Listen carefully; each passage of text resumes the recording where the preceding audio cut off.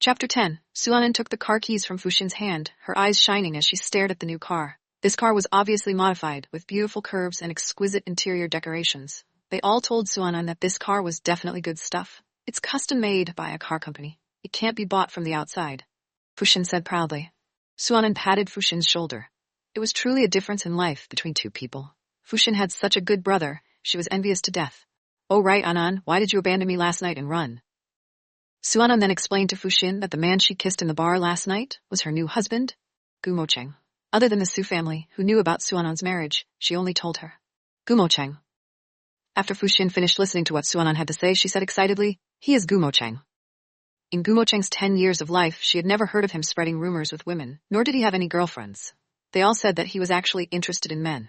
That wasn't possible in that aspect, but they didn't say that he had a face that could anger humans and gods alike. Suanan, you struck it rich. Gumocheng is actually so handsome. I'm so happy even if I have to touch him every day. Fuxin said excitedly. He is prettier than Mu. He is truly a complete victory in the Battle of Qi.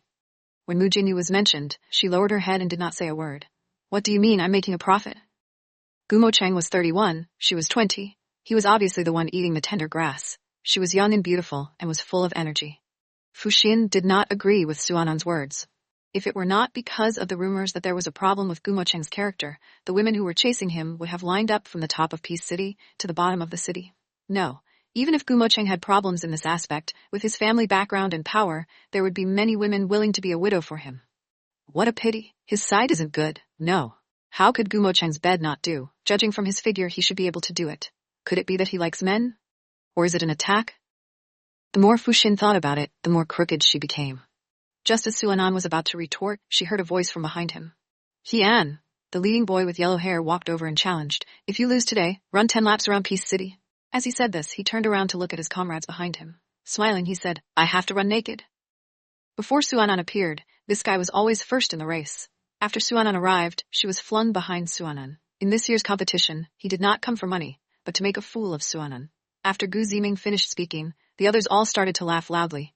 Wanting a girl to run naked was an absolute humiliation. All right, Suanan accepted the call, and today, she sent her leather clothes over, revealing her figure, especially the 36 breasts on the upper half of her body. Her entire being looked extremely neat and pretty. You lose. Run 20 laps around Central Square at 10 a.m. I have to run naked. At 10 o'clock in the morning, the plaza was the most crowded. He wanted to see if he could beat her. You. Seeing how arrogant Suanan was, Gu Ziming glared at him and gritted her teeth. Don't worry. I won't lose. Suanan smiled proudly. Prepare to take off your clothes. With that, Suanan opened the door and got in. Fuxin followed as she sat in the front passenger seat. Anan, Mingxia was angered to death by you. In the carriage, Fuxin said. Those who went for a ride would never say their real names, just like Suanan, who was called Hian, who was called the Core.